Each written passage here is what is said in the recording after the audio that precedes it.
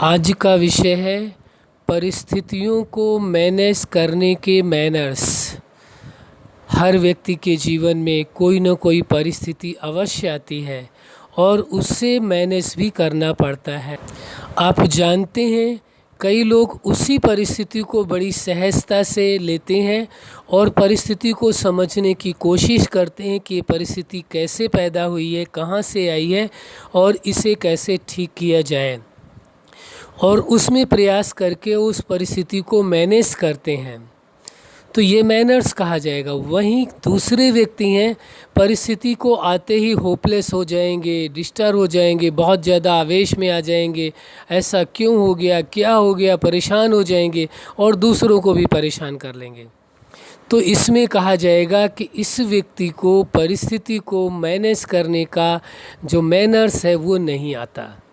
यदि इसमें भी मैनर्स की आवश्यकता है कि परिस्थिति कितनी भी बड़ी हो, समस्या कितनी भी बड़ी हो, कुछ समस्याएं ऐसी हैं जो प्राकृतिक है, जो मनुष्य के हाथ में नहीं होती हैं, वो अलग विषय है। या कुछ ऐसी घटनाएं हैं कि जहां पर तो कोई रास्ता ही नहीं बचता, वो परिस्थितियां नहीं है, उन्हें घटनाएं कहा जाएगा कि वो घटना घट चुकी है, कहीं एक्सीडेंट हो गया है, कुछ हो गया है, तो उसमें भी फिर भी उस स्थिति में, उस परिस्थिति में, उस घटना में भी मैनेज करना आना चाहिए, उसके भी मैनर्स हों। यदि आप बहुत परेशानी हो जाएंगे तो क्या हो सकता है, उसके लिए भी आपको तरीके ढूंढने पड़ेंगे उस समस्या का निराकरण करने के लिए। तो परिस्थितियों को मैनेज करने के लिए भी मैनर्स की आवश्यकता है। अन्य जो छोटी मोटी परिस्थितियाँ लाइफ में आती हैं, परिस्थितियाँ हरदम आती रहती हैं। एक समस्या का, एक परिस्थिति का निराकरण करते हैं, दूसरी आ जाती है। एक चैलेंज को पूरा करते हैं, दूसरा चैलेंज आ जाता है। इसमें परेशान होने की आवश्यकता नहीं होती है, ये मान करके चलना होगा। लाइफ में ऐसी परिस्थितियाँ आती रहेंगी, इनको बुलावा नहीं कर दे रहे आप, बल्कि इनके लिए आप अलर्ट हैं, मेंटली प्रिपेयर्ड हैं कि इन परिस्थितियों को किस प्रकार से हमें मैनेज करना है। उसके भी मैनर्स हैं। पहले तो अपने आप को डिस्टर्ब ना करें, जो भी परिस्थिति आई है शांत भाव से पहले सोचें, उस विषय में विचार करें कि कहीं मेरी कोई भूल तो नहीं है, मेरे कारण ऐसा हुआ है, ये क्यों आई है, क्यों ऐसी परिस्थिति आई है, उसके बारे में सोचें, विचार करें, अच्छी तरह से अवलोकन करें और उसके लिए निराकरण का निदान सोचें। एकदम से नहीं कि उठ करके चल पड़े कार्य करने को लिए, उसे ठीक करने को लिए विचार नहीं किया।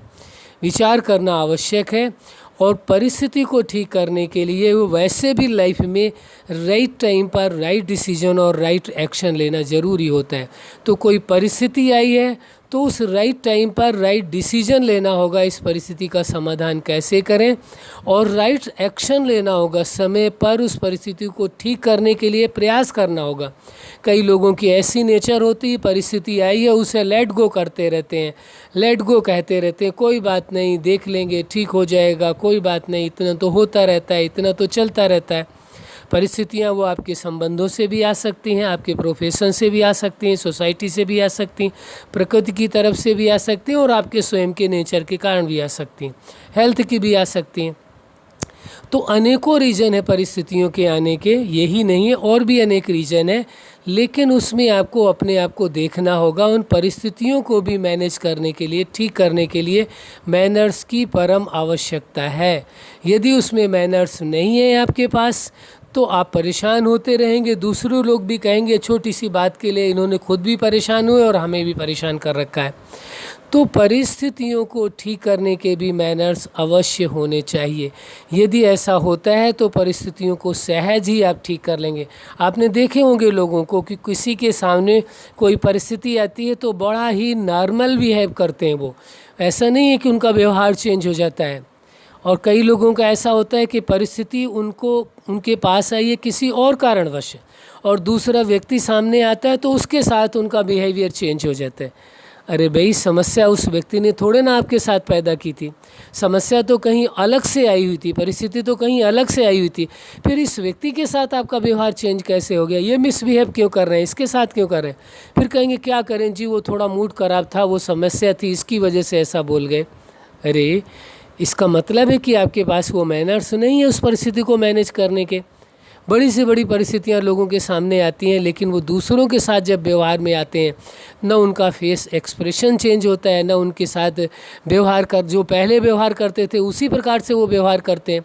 1 मिनट में अपने आप को चेंज कर लेते हैं, परिस्थिति के बारे में भी विचार कर रहे होते हैं कैसे ठीक करना है, लेकिन अपने आप को चेंज कर लेते हैं। वैसा नहीं होता कि परिस्थिति का इम्पैक्ट उनकी सोच से, उनके फेस एक्सप्रेशन से दिखाई नहीं देता, उनके बोलने से, शब्दों से दिखाई नहीं देता है कि कोई परिस्थिति इनके सामने है भी।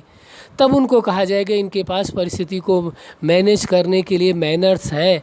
अरे आप टेंशन में ही रहेंगे, दूसरों के साथ मिसबिहेव करने लगेंगे, परिस्थिति आपके सामने आई है तो लोग आपकी हेल्प कैसे करेंगे?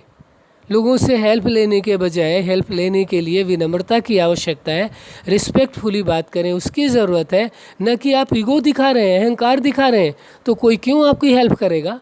परिस्थिति के समय आपको हेल्प की आवश्यकता है तो विनम्रतापूर्वक व्यवहार करना पड़ेगा, और यदि कहीं कोई आपकी गलती है जिसकी वजह से परिस्थिति आई है तो आपको भी विनम्रता से अपनी भूल को स्वीकार करना होगा। हाँ, मेरी भूल की वजह से ये परिस्थिति मेरे सामने पैदा हुई है और मेरे से अब दोबारा ऐसी भूल नहीं होगी, प्लीज़ मुझे हेल्प करें। तो इस प्रकार से यदि आप उनसे हेल्प मांगेंगे तो वो लोग भी हेल्प करेंगे आपकी, लेकिन बजाय हेल्प के आप ईगो दिखाएं, अहंकार दिखाएं, बात मानने को ही नहीं तैयार हों तो क्या कहा जाएगा कि परिस्थितियों को आपको समझना नहीं आता है और परिस्थितियों को मैनेज करना नहीं आता है, और न ही परिस्थितियों को मैनेज करना आता और न ही परिस्थितियों को मैनेज करने में आपके पास मैनर्स हैं कि कैसे लोगों को से हेल्प लेनी चाहिए, इसके भी मैनर्स नहीं है। और जब हेल्प नहीं लेंगे और वो परिस्थिति आपसे अकेले से ठीक होने वाली नहीं है, लोगों से हेल्प नहीं लेंगे तो वो परिस्थिति ठीक ही नहीं होगी। हाँ, कई बार क्या होता है कि कोई परिस्थिति है वो ठीक होने वाली है 2 घंटे में या 4 घंटे में, कोई परिस्थिति ऐसी है जो 6 महीने भी नहीं ठीक होगी। ये आपको जज करना होगा, ये आपको निर्णय करना होगा ये परिस्थिति कैसी है और इसको ठीक करने में कितना समय लगेगा। अब ठीक होने वाली परिस्थिति है 6 महीने में, उदाहरण के लिए मान लीजिए किसी को कोई बीमारी लग गई है, ऐसी बीमारी है कि उसके लिए कम से कम टाइम 6 मंथ तो चाहिए तभी ठीक होगी। अब आप उसे 1 दिन में या 4 दिन में ठीक करना चाहे दुनिया के किसी डॉक्टर से आप दवा ले लें, चाहे कैसी भी थेरेपी का इस्तेमाल कर लें, कितनी भी हाई डोज ले लें, लेकिन ठीक तो तभी होगी जब उसका एक टाइम है, एक पीरियड है, कितने समय में ही वो ठीक होगी। तो परिस्थिति को ये भी जज करना बहुत ज़रूरी कि परिस्थिति कितने समय में ठीक होने वाली है, इस समस्या का समाधान में कितना समय लगेगा। और यदि आप बहुत जल्दबाजी करते हैं तो भी वो आपके अगेंस्ट ही जाता है, बजाय फ़ायदा के परिस्थिति ठीक होने के और ही नुकसान होता है। कई बार ऐसा होता है, लोग कहते हैं कि जैसे जैसे इस समस्या को ठीक करना हमने चाहा वो समस्या और बढ़ती गई है। जैसे दूसरे शब्दों में लोग कह देते हैं कि जैसे जैसे इस मर्ज को ठीक करने की हमने दवा की है ये मर्ज बढ़ता ही चला गया है। तो कई परिस्थितियां ऐसी होती हैं जिनको ठीक करने की व्यक्ति कोशिश करता है, जल्दबाजी करता है, वो समस्या, वो परिस्थिति और बढ़ जाती है। जहाँ पर पेशेंस की ज़रूरत है, जहाँ पर धैर्य की आवश्यकता है, तो वहाँ धैर्यतापूर्वक पेशेंस रख करके आपको उस परिस्थिति को देखना होगा, धैर्यता रखनी होगी ताकि उस परिस्थिति को आप समय रहते ठीक कर सकें। तो ये समझना परम आवश्यक है, परिस्थिति कैसी है, कहाँ से आई है, उसको ठीक करने में कितना समय लगेगा, उसमें कितना धैर्यतापूर्वक कार्य करना पड़ेगा, किनके हेल्प की आवश्यकता, ये सब समझने के बाद तब परिस्थिति को ठीक करने के लिए आगे बढ़ें। तो इसको कहा जाएगा परिस्थितियों को ठीक करने के ये मैनर्स हैं। यदि इनको बीच में तोड़ करके आप जल्दबाजी करते हैं, समय से पहले ठीक करना चाहते हैं, तो उसमें कहा जाएगा कि आपको मैनर्स नहीं आते, इसलिए इसमें ध्यान देना आवश्यक है।